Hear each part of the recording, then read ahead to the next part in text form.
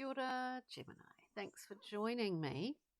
We're doing your full moon in Leo reading. That is on the 16th, 17th. It's the 16th today here in Aotearoa. So let us begin. We're doing an empowerment read for you today, Gemini, and it's looking pretty good. Where you're at currently, we have the Six of Discs, a card of mutuosity. I don't think that's a word. Reciprocal, giving and receiving, knowing this, there's a free flow in this. We're not too attached to, it's easy to say, but it's hard not to be attached to, certainly to coin sometimes, but we let that, allow it free flow. This is very generous character. I do see you feeling like that you kind of have faith in the universe that,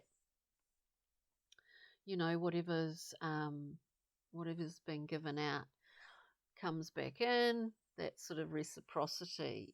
There's a balance here, of course, it's 6. The ideal level on that tree of life, Tiparat. Balance, harmony, beauty, all those wonderful things. And very kind of Leo, actually, in terms of Leo archetype. What's happening around you, the sort of general energies around you, Gemini, we've got a beautiful gift here. We've got the Ace of Wands. There's a lot of potential in this for vitality, creativity, sexuality, feeling the, you know, it's sort of like feeling the sap rising in the spring. It is a gift. We recognize it as that and give it shape. Now, however you choose to give it or turn it into form, I do see it as possibly it's sort of just getting this job thing, this idea of employment or work or focusing on something. It's actually making money. I do see this in terms of a lot of money and love in this reading. Strangely enough, it doesn't, most of the readings I do aren't really like that, but it's heavily money and love to me. There's some kind of either, what's the word? They're intermingled. Of course, they often are, aren't they? But money and love somehow. But there's also this thing here that current situation, we've got the High Priestess. You're actually finding out, you're doing some internal investigations here into, we're getting into deep sort of intuitive territory. If you want to look at it like past lives, some things are getting triggered off in that area for some of you. If you go along with that or believe in those things, the High Priestess has vaults and libraries. There's a lot of information that is there for you on a personal level. I also kind of get that there are some Geminis out there that are using, that are in fact venturing into making money from what are, they're not tangible, they're not skills of a tangible nature, it's ideas. They're making money out of their ideas and their passion for ideas is what I'm getting. Anyway, let's carry on. Past challenges, we have the Four of Wands, the concept, the idea of the happy home, of a place to be, of your place, actually. There may well have been ups and downs in home environments. There may well have been a beginning of life in a not very stable home environment. Well, this has always been a challenge, possibly Gemini, for some Geminis out there, um, to to really embrace it, to be comfortable in it, and not want to go somewhere else, not want to move away from it. Um, the difficulty of being settled. I, some people are perpetually wanting to kind of move on. I find that I have a tendency for that not being at peace somehow. So this may well have been a challenge. This is a beautiful card because it's like a homecoming. It is, it's your place. It's a comfortable place to be. It's like the consummate happy home. We see that as past as a challenge. There may be suffocation involved in that, kind of stifling in that.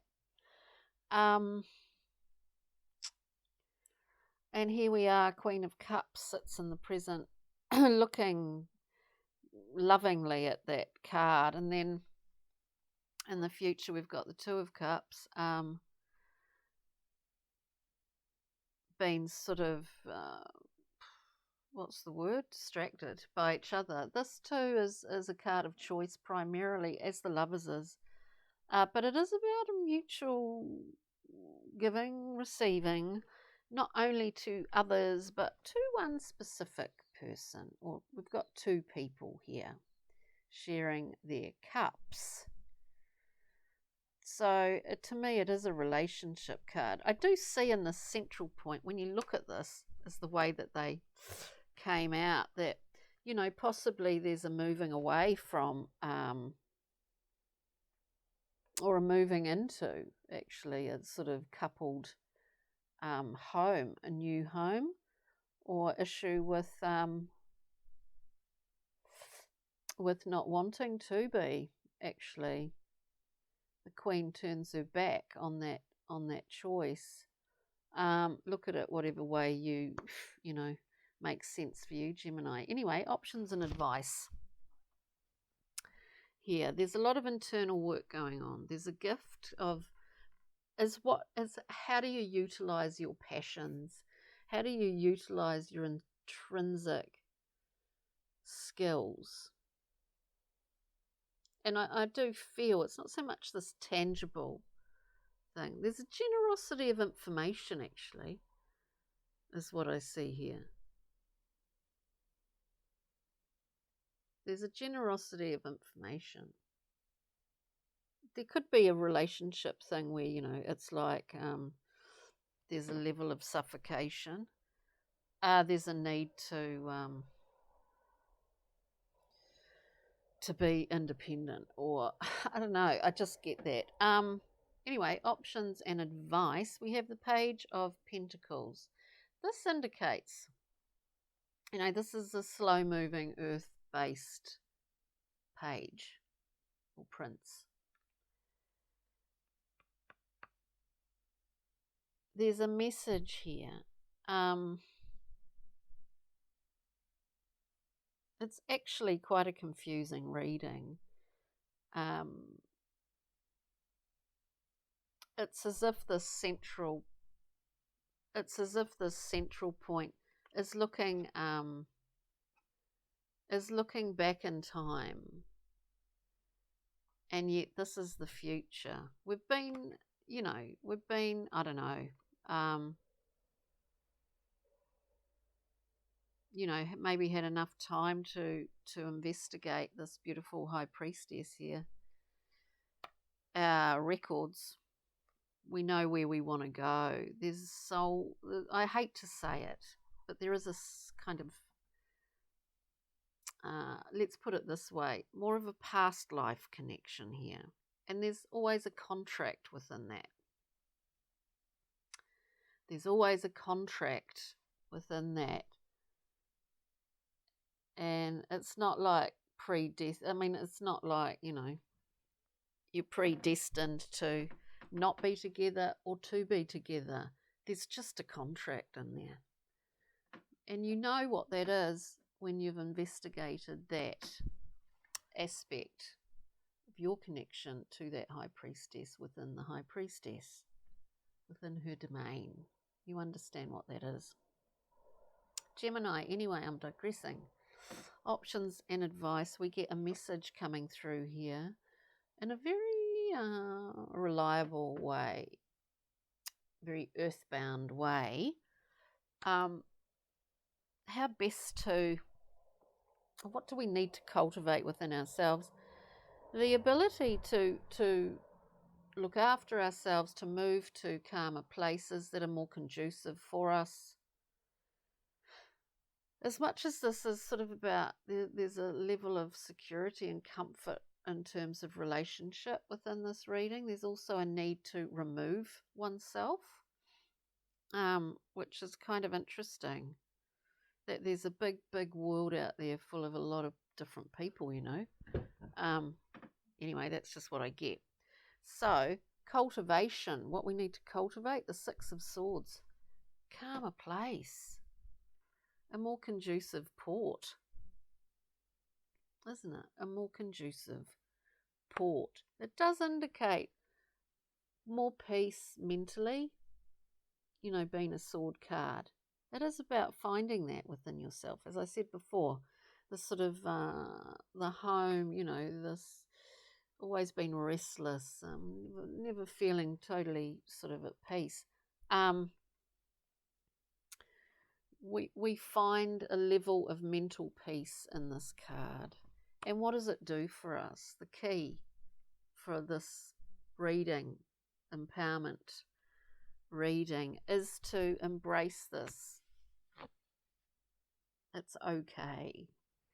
Because where it takes us is this, the Wheel of Fortune. It's pretty amazing. It's pretty amazing. The Wheel of Fortune, the wheel, turns again, you see. Speaking of past lives, the wheel just keeps turning. We just keep learning. I didn't realise that was going to rhyme. Now, what have we got? We've got a lot. Probably far too many cards, pixie and fairy cards here. Brian Froud, and first and foremost, just to kind of sum this up, we've got that old gnome. This is the equivalent of the magician. Wheel of Fortune. The old gnome's sitting right on top.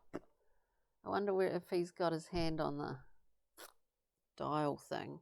Anyway, so we've got the Wheel of Fortune. We've got a level of knowing really what's going on here.